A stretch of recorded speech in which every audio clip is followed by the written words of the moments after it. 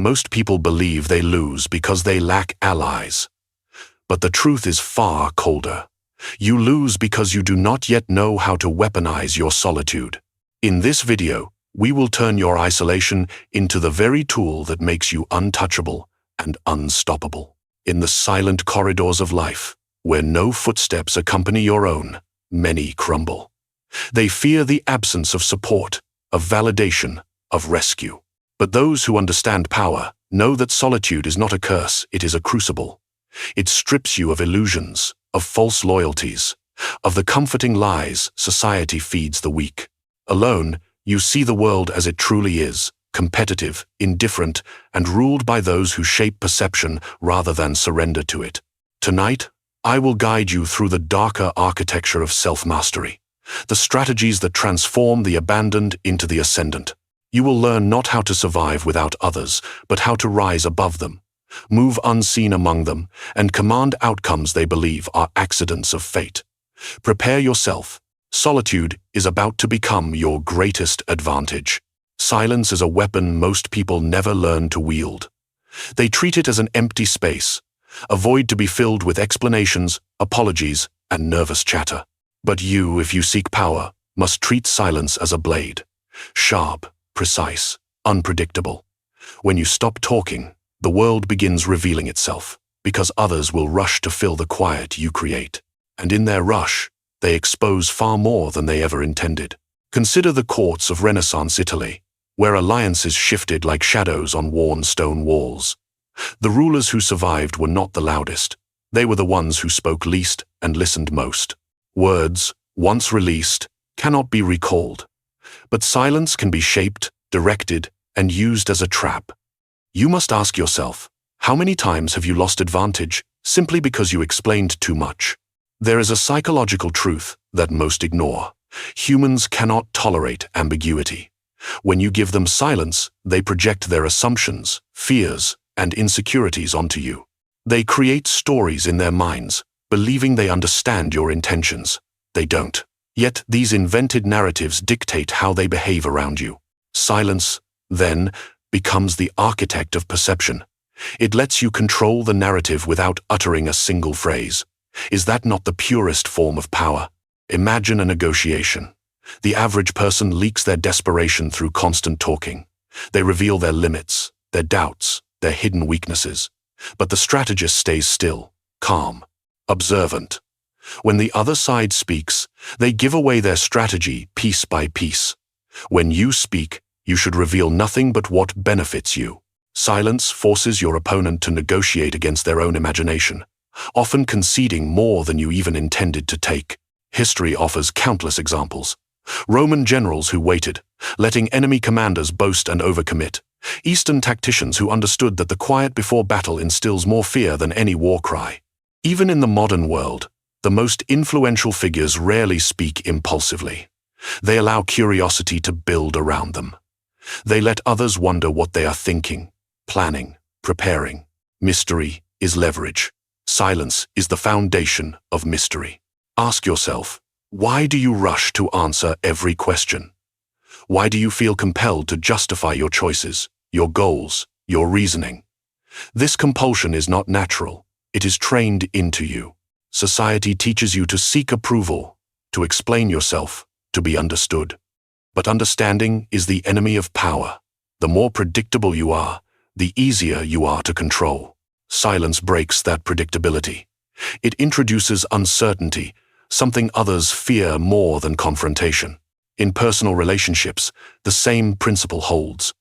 When you stop over-explaining, people reveal their true nature. The insecure grow anxious. The manipulative push harder. The observant become cautious. Silence becomes a mirror, reflecting their psychology back at them.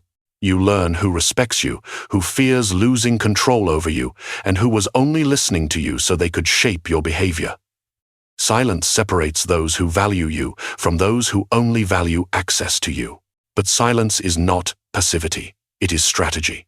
You are not withdrawing from the world. You are compelling the world to come to you. Each moment you withhold words, you gather information. Each pause becomes an interrogation disguised as calm. You force people to reveal their intentions through tone, hesitation, and the cracks in their composure. You become the one who dictates the rhythm of every interaction. Think of power as a game of shadows. Those who stand in constant light make themselves targets. Those who know when to fade into stillness become untouchable. Your silence is not emptiness, it is a cloak, a shield, a method, a way of ensuring that you speak only when the moment delivers maximum impact. And when your voice finally breaks the quiet, every word lands with 10 times its natural weight. So now I ask you, if silence can bend perception, control outcomes, and expose truth, what happens when you combine it with emotional detachment? Emotional detachment is not the absence of feeling. It is the discipline of refusing to let feelings dictate your moves. Most people live as slaves to their reactions, stumbling from impulse to impulse, never realizing that the enemy is not the world, but their own ungoverned heart. Yet you are here, seeking something sharper. You want authority over yourself, before attempting authority over anything else. That is where detachment becomes the cornerstone of power. Look to the ancient commanders who shaped empires not by passion but by calculation. They understood that a single moment of emotional fog could destroy years of strategy. So they trained themselves to feel fully yet respond selectively, choosing action only when it served victory. Ask yourself, how often have you lost ground because you reacted too quickly? Detachment does not mean you become stone. It means you become surgeon, cutting away the distortions that cloud judgment. When someone insults you, detachment keeps you from defending your ego and instead pushes you to observe their intent. Are they provoking you to reveal weakness? Are they testing your stability? Or are they exposing their insecurity for you to exploit? In courts, battlefields, and modern boardrooms, the same rule holds. He who controls his emotions controls the pace. The one who remains calm becomes unreadable, and the unreadable become untouchable. People fear what they cannot predict, and fear makes them hesitate, retreat, or submit. Your calm becomes their confusion. Your stillness becomes their miscalculation. Consider a simple example. You receive a message meant to provoke you. Most people reply instantly, defending themselves, proving their agitation. But you, if you seek strength, wait. Your silence, combined with emotional stillness, forces the other person into mental collapse. They reread their own words. They reconsider their position. They worry they miscalculated. And in that worry, you gain power. Even in warfare, emotional neutrality shaped triumph. Commanders who panicked doomed their armies. Those who detached calculated terrain, timing, and morale with cold precision. Today, your battlefield may be social, professional, or digital, but the principle remains unchanged. When you detach, you see moves others overlook because they are blinded by their own storms. But the greatest benefit of detachment is clarity. You observe your own desires without becoming prisoner to them. You witness your anger without being driven by it. You see opportunities without losing yourself to desperation. This is how leaders rise, not by feeling less, but by understanding more. Detachment gives you the freedom to choose intentional action over emotional reaction. Ask yourself, who would you become if you were no longer controlled by impulse? What decisions would you make if fear, anger, and insecurity held no authority over you? Imagine how much more strategically you could move if you no longer reacted to every provocation, but instead used each moment to gather information and tighten your advantage. Detachment also makes you unpredictable. When others cannot read you, they cannot prepare for you. They second-guess your intentions, misinterpret your silence, and weaken themselves through their own overthinking. And the more they overthink, the more control you gain. Your restraint becomes their chaos. Your calm becomes the battlefield where they defeat themselves. This is why true power begins within. Not in alliances, not in approval, but in the ability to stand in the center of turbulence without being moved by it.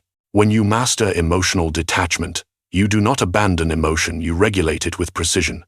You become strategist, observer, and architect of your own fate. Remember this. Detachment is not coldness toward the world. It is loyalty to your purpose.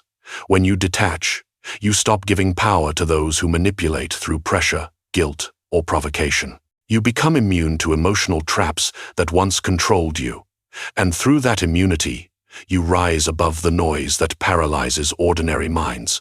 But detachment is only the second step. Without the next principle, your calm will have power yet lack direction. Are you prepared to learn how solitude becomes a fortress that strengthens every strategic move you make? Then stay with me, for what follows will show you how isolation, when mastered with precision, transforms not into weakness, but into the most disciplined form of personal dominance. Solitude is not a punishment. It is an arena where only the strongest minds learn to rule themselves. When you are cut off from the noise of others, you confront the truth that most people never dare to face. Power grows faster in isolation because distractions die there. The world constantly pulls at you opinions, expectations, manipulations. But when these voices fall silent, you begin to hear the only one that matters, your own strategic instinct. Think of the exiled leaders of history. Many believed their isolation would break them. Instead, exile sharpened them. It forced them to observe, to reflect, to rebuild in the shadows. Solitude reveals which desires are yours and which were planted by society. It strips away false ambition, leaving only the purposes that withstand silence. Ask yourself, which of your goals would survive if no one were watching? When you withdraw from the crowd, you gain distance from its illusions. People cling to groups because groups provide identity, even when that identity weakens them. But isolation frees you from this dependency. You learn to think without seeking agreement, to plan without asking permission. You become sovereign over your own direction. In modern life, solitude is rare, not because people lack time, but because they fear what it will expose. They fear meeting themselves unfiltered. Yet this meeting is essential. Without it, you remain a puppet pulled by impulses and external influence. In solitude, you dismantle these strings, one by one, until you move only by your own design. When you operate alone, every victory is yours, untouched by the debts and compromises that come with alliances. And every failure becomes a lesson untainted by excuses. This is why isolation breeds clarity. It teaches you to measure your weaknesses honestly. It reveals your strengths not as praise from others but as results carved from discipline. Picture a strategist preparing for conflict, surrounded by advisors, noise clouds, judgment. But alone, he can map the battlefield without interference. He can see angles others overlook because his mind is not negotiating with their opinions. Your own life works the same way. Solitude lets you analyze your circumstances with cold precision, free from emotional contamination. There is psychological power in removing yourself from the expectations of others. When no one is watching, you are no longer performing. You are practicing. You are refining. You are transforming.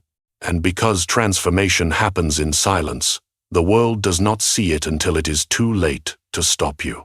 But solitude also serves another function. It reveals the motives of those around you. When you step back, watch who follows, who vanishes, and who becomes unsettled by your absence. Their reactions become confessions. The loyal remain steady. The insecure grow anxious. The manipulative push harder.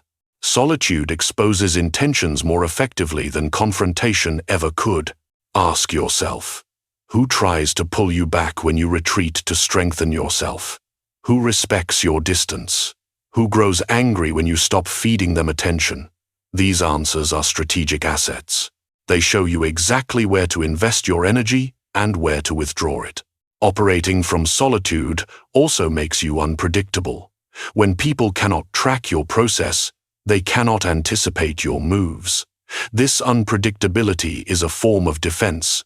Mysteries are harder to attack than patterns, and you should never be a pattern. But remember, solitude is not isolation from opportunity. It is preparation for it. The point is not to hide forever, but to emerge sharper, calmer, and more calculating than before. Think of a blade kept in a sheath. It is unseen, but it is not inactive. It is waiting for the moment where its precision matters most. So the question becomes, once you have fortified yourself in solitude, how do you move through the world without revealing your strength? How do you gather information while exposing nothing? It is a discipline that transforms your solitude into a silent network of advantage, allowing you to walk through any environment unseen, untested, and unchallenged. And once you master it, every room becomes a battlefield where only you know the terrain. Prepare yourself, because this next principle changes everything. Now, camouflage is not only for soldiers hiding in forests or deserts. It is a psychological discipline practiced by every strategist who understands that power flows not to the loudest, but to the least predictable. When you reveal nothing, you become difficult to read. When you blend into any environment, you gain the ability to observe without being observed. And when others cannot define you, they cannot defend themselves against you. This principle is as old as conflict itself. In ancient courts, the most dangerous figures were never the ones who boasted or announced their intentions. They were the quiet observers, those who nodded gently, spoke sparingly, and listened with the intensity of someone mapping the weaknesses of everyone in the room. They appeared harmless, agreeable, even insignificant. Yet they held the most precise knowledge of the court's fractures, fears, and ambitions. From such knowledge, power is forged. Ask yourself, how many times have you lost advantage simply because you tried too hard to be understood?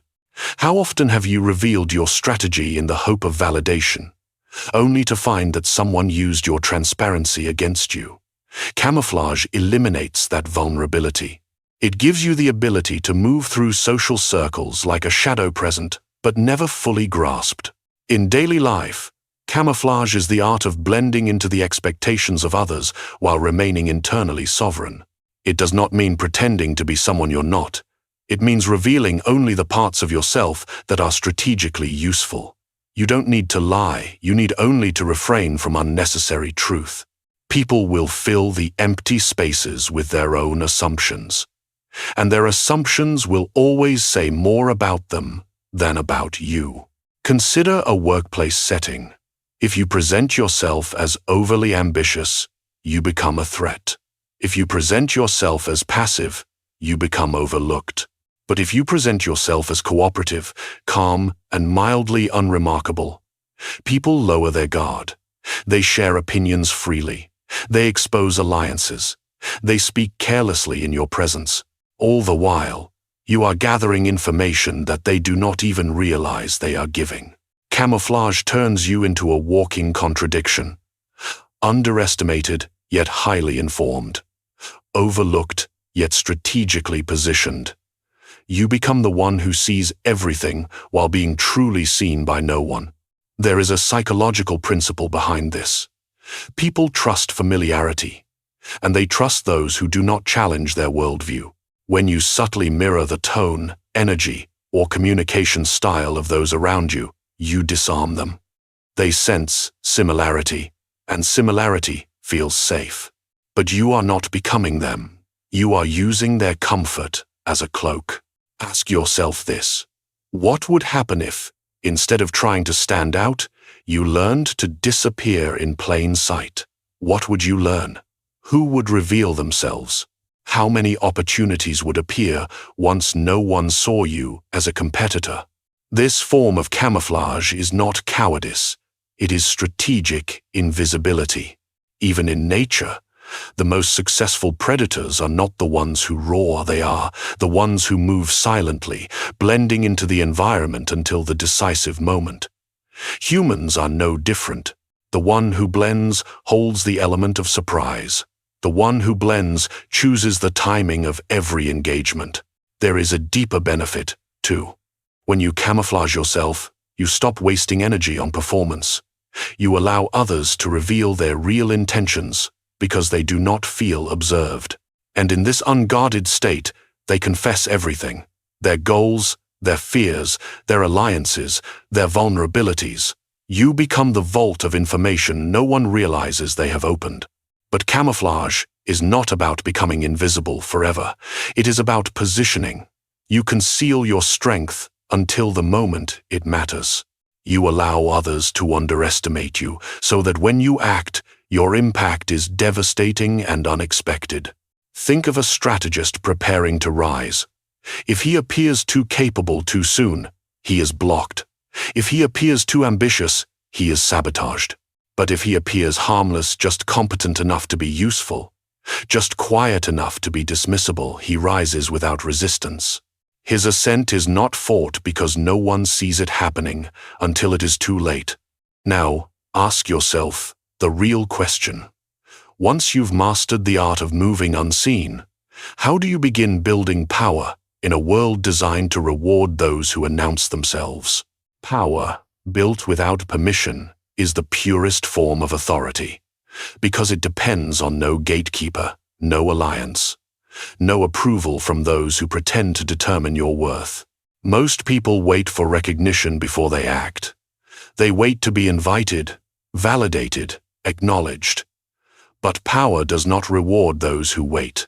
It rewards those who quietly construct influence while others are distracted by their own performances. You are here because you sense this truth. No one is coming to grant you power. You must take it by design, not by request.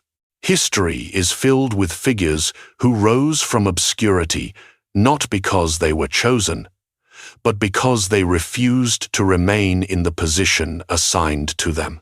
They built networks in shadows, gathered resources unnoticed, and tightened their strategy far from the eyes of their rivals. When they finally emerged, people called them sudden. But nothing about their rise was sudden. It was engineered in silence long before the world saw evidence of it. Ask yourself, how much have you lost simply because you believed you needed someone's permission to advance? How many opportunities did you ignore because you thought you weren't qualified enough, or worse, because someone told you to wait your turn?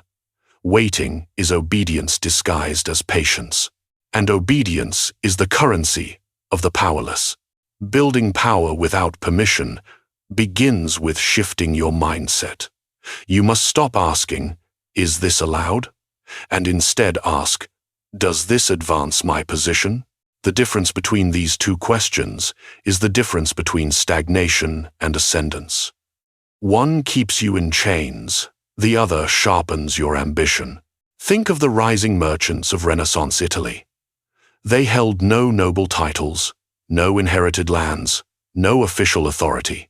Yet, they maneuvered through financial systems, forged relationships with foreign traders, and influenced politics through wealth rather than birthright.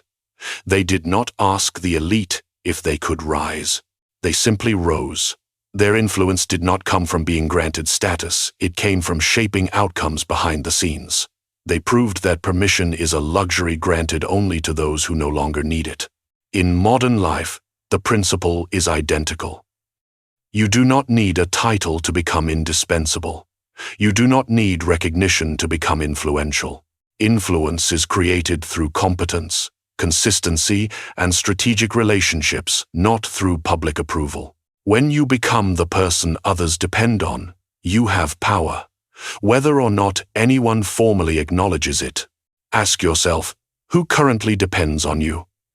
Who would feel the impact if you withdrew your effort, your insight, your support? This dependency is a form of leverage, even if no one speaks it aloud. Power is not what people say you have. It is what they would lose if you disappeared. Building power without permission also requires mastering invisibility during your ascent. When you pursue your goals quietly, you avoid triggering envy, sabotage, or premature resistance. Competitors cannot block a path they do not know you are walking. Many lose power not because they lack talent, but because they reveal their intentions too early. They assume transparency is noble. It is not, it is naive. You must learn to move like a strategist, showing progress only when it is secure, revealing results only when they cannot be undone. In this way, you shift from being potential to being established without ever giving your rivals a chance to interfere. Observe your environment closely. Every system, whether social, professional, or political, has hidden gaps, loopholes, blind spots, places where initiative goes unnoticed until it becomes too large to suppress. The strategist finds these openings and uses them to advance. The ordinary person waits for a formal invitation that never arrives. Remember this truth. Those who claim to hold power rarely control as much as they pretend. They rely on the compliance of the many, not the strength of the few. When you stop seeking their approval, you step outside their influence. And once you stand outside a system, you gain the leverage to reshape it. But building power in silence is only the beginning.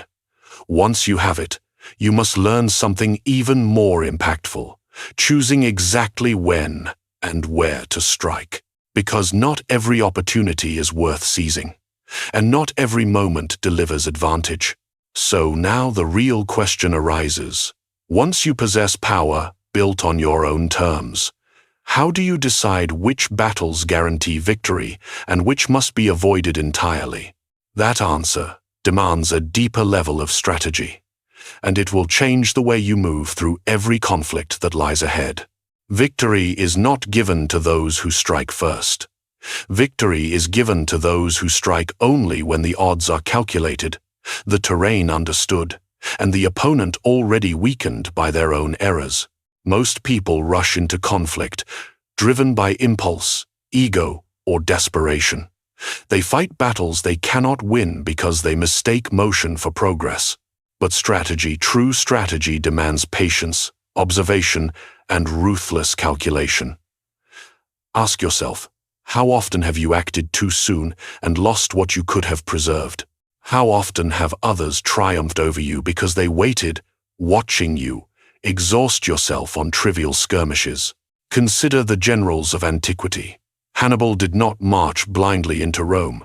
He studied their supply lines, anticipated their alliances, and chose the battlefield where his strengths overwhelmed their weaknesses.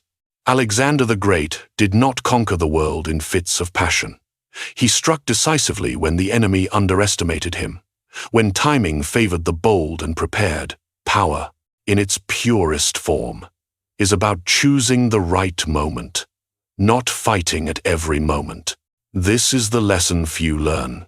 Selective engagement is as much about restraint as it is about action.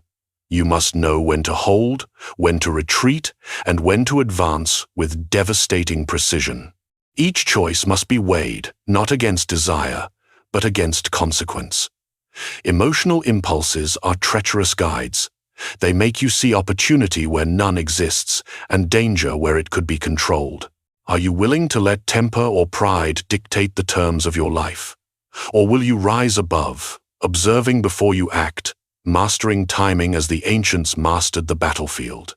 In human relations, selective engagement reveals itself in subtler ways.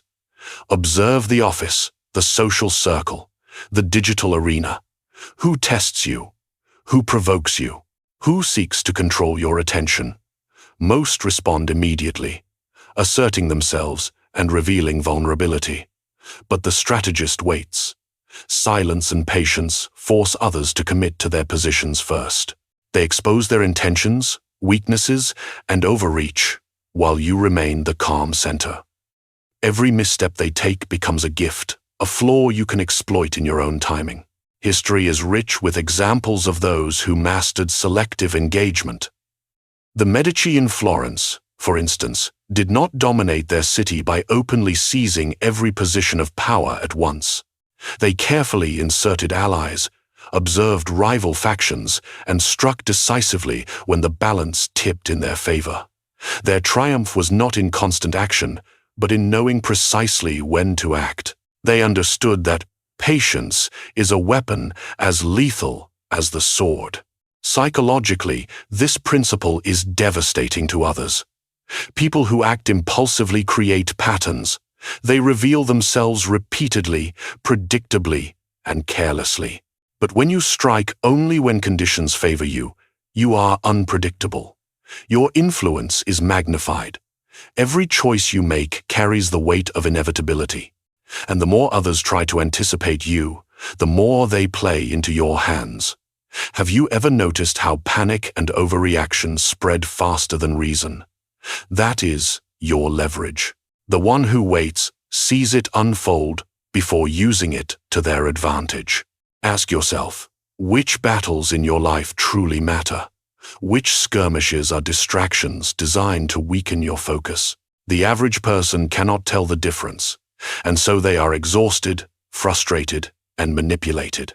But you, if you understand the power of selective engagement, can preserve energy, conserve influence, and strike with precision at the moments that define outcomes. In every situation, timing determines victory more than strength, more than numbers, more than passion. Even in personal ambition, selective engagement is crucial. You do not reveal your intentions fully, nor do you commit to every opportunity. You measure, calculate, and allow others to exhaust themselves with overconfidence, with missteps, with misjudgments. And when the moment arrives, you act decisively, taking advantage of the chaos created by your rivals' impatience. But mastery of timing is not instinct. It is cultivated. It demands observation, restraint, and understanding the psychological currents that guide human behavior. It is as much art as it is science. And it is here, in the ability to choose battles wisely, that power becomes nearly untouchable. Now, consider this. If every move you make can be calculated, if every battle can be chosen for maximum advantage, how much influence could you command over those who rush blindly into conflict? How far could you rise if patience became your weapon and timing became your armor? The next principle will take this further. It will show you how to convert every choice, every calculated engagement into a fortress of power that shields you from those who act recklessly while you move deliberately. And when you understand it, you will realize that victory is not given, it is engineered. Power is most complete when it moves unseen. When influence bends others without their knowledge, you control the battlefield before it is even recognized. People believe they act freely, yet every choice they make can be guided by those who understand silence, detachment, and timing. Ask yourself, how many have unknowingly served your purpose? How many conflicts could you win if others revealed their intentions before you ever moved? Control is not force. It is subtlety, observation, precision. The world bows to those who shape perception rather than shout commands. Remember, the quietest strategist often holds the loudest power. The one who waits, watches, and strikes at the perfect moment dominates without revealing ambition. Patience, detachment, and selective action are the weapons your rivals do not see. Solitude and camouflage are your training ground. Now, the question is, will you act on this knowledge or remain a pawn in others' schemes? Comment below your thoughts on wielding influence unseen. Subscribe to sharpen your mind with more Machiavellian strategies. And share this video so others may learn. And you remain the one they never notice.